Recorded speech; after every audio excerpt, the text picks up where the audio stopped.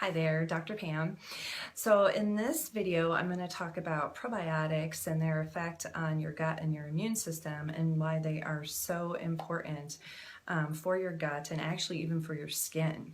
So first of all, with probiotics, there's actually quite a bit of studies with using probiotics to help with eczema, and especially if you give probiotics to a pregnant woman from at least 35 weeks onward, that it actually helps to improve the chances of the offspring having less atopic dermatitis. So probiotics play a huge role in modulating our immune system. And this area is, it's changing so fast and just exploding because there are all these different strains and all these different bugs in our immune or in our gut, what we call our microbiome. And what we're finding is that they all actually have a little bit different effect on the body. And so what they're starting to identify is that if you have Alzheimer's disease, your flora looks like this. And if you have autism, it looks like this. So we're seeing the probiotics start to become more and more specific for different conditions depending on what you're trying to treat, which I think is just really exciting. So the probiotics make up all of our bugs in our gut, and it's natural to have bugs in there. We want bugs in there. We don't want a sterile gut. And this is one of the arguments with there being this overuse of antibiotics and then even these antibacterial hand soaps, is that we've created this sterile gut microbiome, and we've seen a lot of the research where you can look at somebody's flora and you can see that people that are overweight, that their flora looks like this, and people who are thin, their flora looks like this. And there actually have been some studies in mice where they've taken the gut flora from an obese mouse, put it in a thin mouse, and the thin mouse will actually gain weight without even changing the food or the calories or anything like that. So these bugs are powerful, and we want to have the right types of them in our system.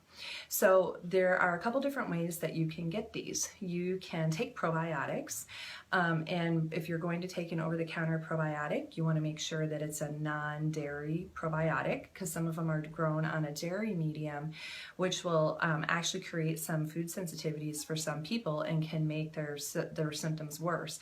And I have seen this in a couple patients that had eczema, and their probiotic actually was a dairy-based one, and that was actually what was making their eczema worse. So check to see the quality of your probiotic. More is not always better.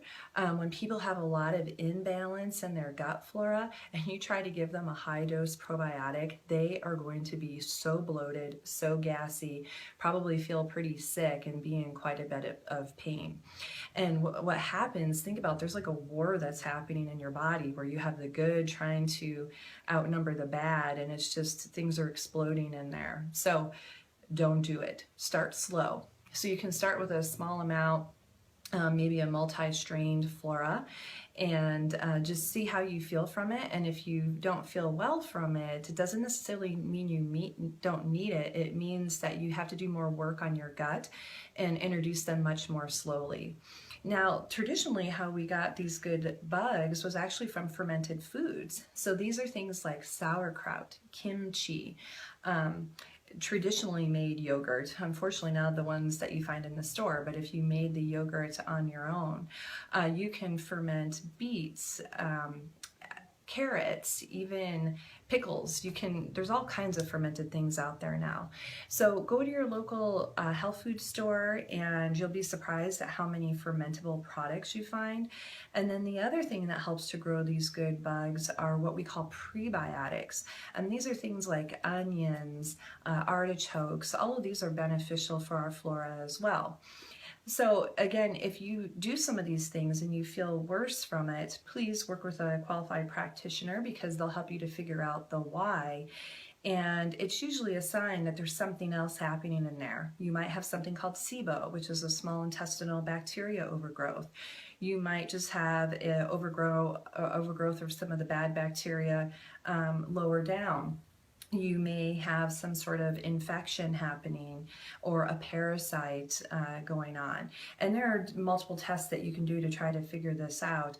But the general rule is just to start with a very small amount of the food and see how you feel.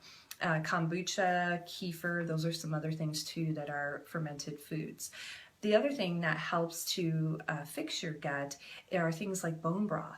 And bone broth has a lot of collagen in it and glycine, and all these things go in and help to repair what we call a leaky gut. And a leaky gut is a loose term for something called increased gut permeability. Quite a bit of research on this actually with Dr. Fasano out of Harvard. And you can go in and actually measure if you have a leaky gut.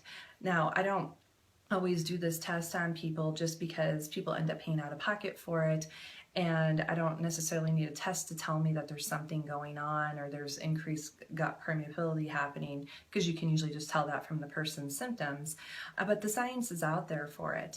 So traditionally people would have more of these bone broths, and they would be cooking bones for at least 24 to 48 hours to get out these nutrients.